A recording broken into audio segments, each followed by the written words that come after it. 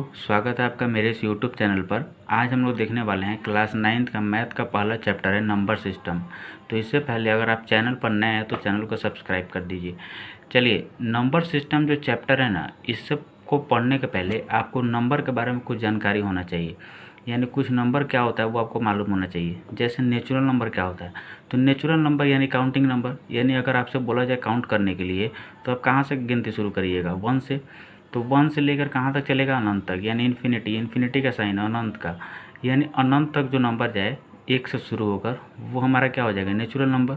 और whole number मेरा क्या होता है, तो होल नंबर यानी नेचुरल नंबर में अगर हम जब जीरो जोड़ दें, यानी नेचुरल नंबर तो हमारा 1 से लेकर अनंत तक, उसमें अगर हम जीरो भी लगा दिए तो वो मेरा होल नंबर हो जाएगा। ठीक है, अब आते हैं इंटीजर पर। तो देखिए इंटीजर क्या होता है, इंटीजर में हम क्या करते हैं, ये तो मेरे जीरो से ये तो चलता रहेगा अनंत तक, इसमें हम निगेटिव का भी नंबर जोड़ दिए।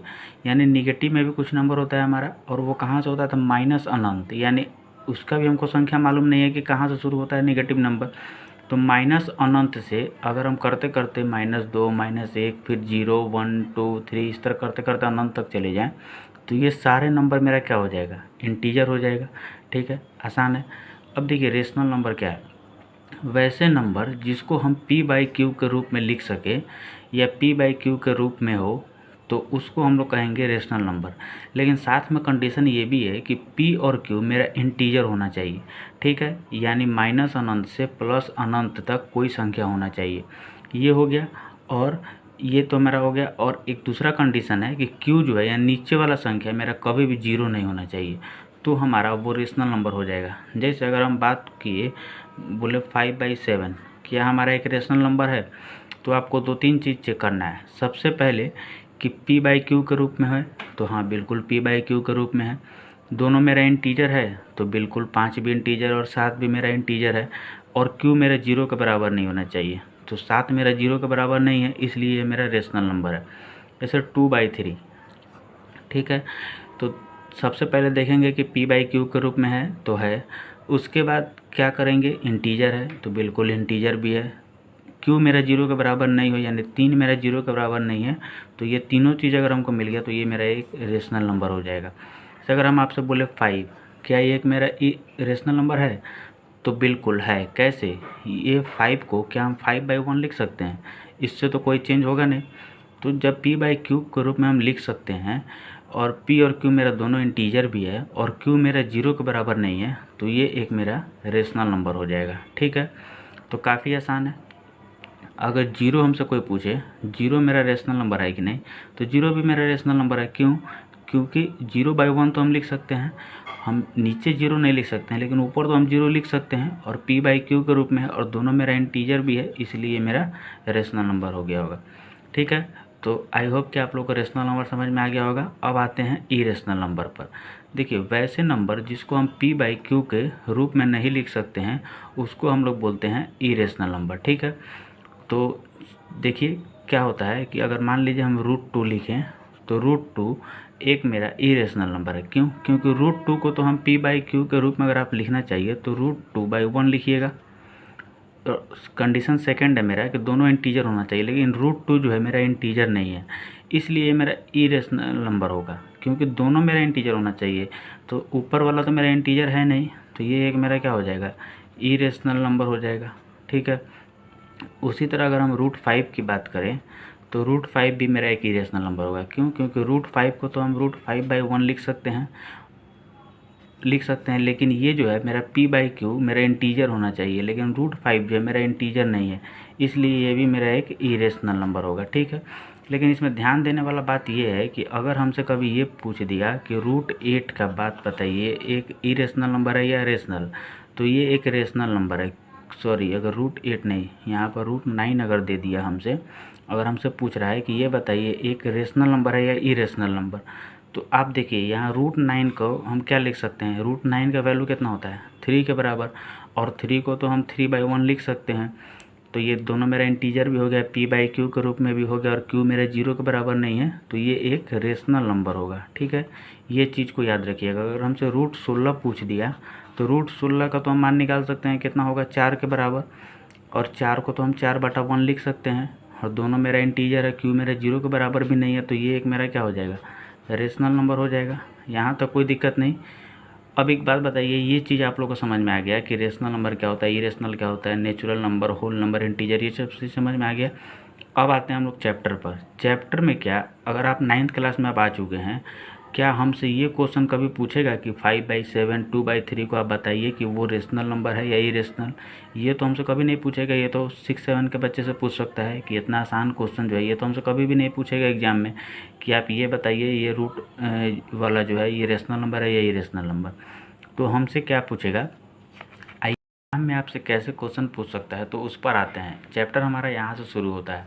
तो देखिए कुछ नंबर लिए हुए हैं 10/3, 7/8 और 1/7। ठीक है, इसको क्या करना है, सबसे पहले हमको डिवाइड करना है।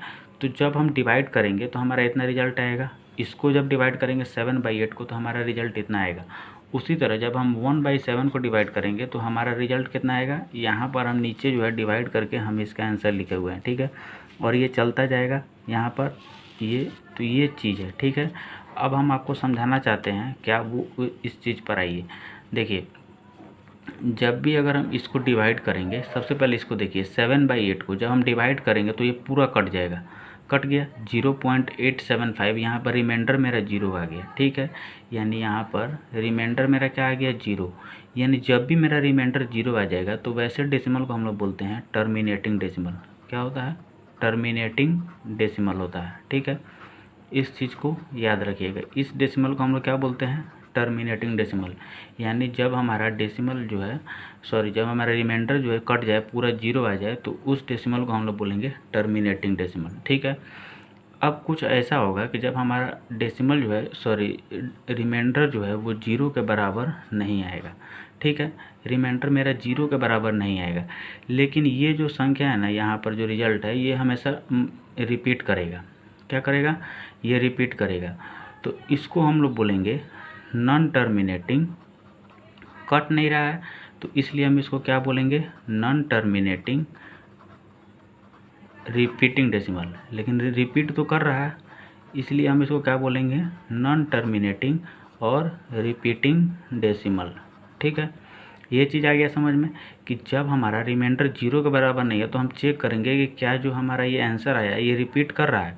तो बिल्कुल इसका मतलब क्या है, ये आगे डॉट डॉट, यानी ये रिपीट कर रहा है। ठीक है, तो इसको हम लोग बोलेंगे नॉन टर्मिनेटिंग, यानी कट नहीं रहा है। कट जाएगा तो टर्मिनेटिंग, नहीं कटा है तो नॉन टर्मिनेटिंग, और रिपीट कर रहा है इसलिए रिपीटिंग डेसिमल। ठीक है, ये चीज़ समझ में आ गया। उसी तरह नीचे एग्जाम्पल में दिया हुआ है एक और हमारा यहाँ पर क्वेश्चन दिया हुआ है। देखिए इसमें क्या कह रहा है, इसी तरह जब 1/7 को डिवाइड किए हैं तो हमारा इतना आंसर आया है, और जब इसको सॉल्व कीजिएगा आगे तो फिर से रिपीट करेगा। यानी यहाँ पर 142857 आ गया, फिर से ये रिपीट करेगा 142857 7, फिर यहाँ पर आ जाएगा 142857, यानी ये पूरा रिपीट कर रहा है। 142857 जो है ये मेरा पूरा रिपीट कर रहा है। तो क्या हम इसको 0.142857 के ऊपर बार लिख सकते हैं। इसका मतलब है कि ये वाला संख्या जो है मेरा बार बार रिपीट कर रहा है। तो हम आप लोग को अभी बताए हैं कि जब मेरा रिपीट करता है तो टर्मिनेटिंग तो नहीं हुआ क्योंकि कटा नहीं। कट जाता तो मेरा 0 हो जाता रिमाइंडर, तो मेरा टर्मिनेटिंग होता, लेकिन टर्मिनेट तो हुआ नहीं। तो इसको हम लोग क्या बोलेंगे, टर्मिनेट नहीं हुआ तो इसलिए हम बोलेंगे इसको नॉन टर्मिनेटिंग। ठीक है, नॉन टर्मिनेटिंग तो हुआ, साथ में क्या होगा, ये रिपीटिंग होगा। क्या होगा, रिपीटिंग डेसिमल। टर्मिनेट नहीं हुआ लेकिन रिपीट तो कर रहा है, तो ये भी मेरा क्या हुआ, नॉन टर्मिनेटिंग रिपीटिंग डेसिमल। जैसे ऊपर वाला था 10/3, उसी तरह 1/7 भी है, नॉन टर्मिनेटिंग रिपीटिंग डेसिमल। इसका हम लोग 2 एग्जाम्पल देख लिए। अब ये तो हो गया, हम आपको क्या समझाना चाह रहे हैं, लेकिन कुछ संख्या ऐसे भी आएगा, जैसे मान लीजिए कि हम कोई संख्या लिखें 0.01, फिर 001, फिर 0001, फिर 00001, और ये आगे बढ़ता जा रहा है। तो एक बात बताइए, क्या ये संख्या मेरा टर्मिनेट कर रहा है, कट रहा है, कहीं नहीं कट रहा है, ये आगे जा रहा है पूरा। क्या रिपीट कर रहा है, तो बिल्कुल रिपीट भी नहीं कर रहा है। देखिएगा तो यहाँ पर 01 है, 001 है, 0001 है, 401 है, रिपीट तो मेरा कर नहीं रहा है। तो इसको हम लोग क्या बोलेंगे, ना ही टर्मिनेट कर रहा है, तो टर्मिनेट नहीं कर रहा है इसलिए नॉन टर्मिनेटिंग हो जाएगा। क्या रिपीट कर रहा है, तो मेरा रिपीट भी नहीं कर रहा है। क्या कर रहा है, रिपीट भी नहीं कर रहा है, इसलिए नॉन रिपीटिंग। मेरा टर्मिनेट भी नहीं हो रहा है और रिपीट भी नहीं कर रहा है, इसलिए हम क्या बोलेंगे, नॉन टर्मिनेटिंग और नॉन रिपीटिंग डेसिमल। ठीक है, ये चीज़ समझ में आ गया। अब हम आपको क्या समझाना चाह रहे हैं, यहाँ पर ध्यान दीजिए।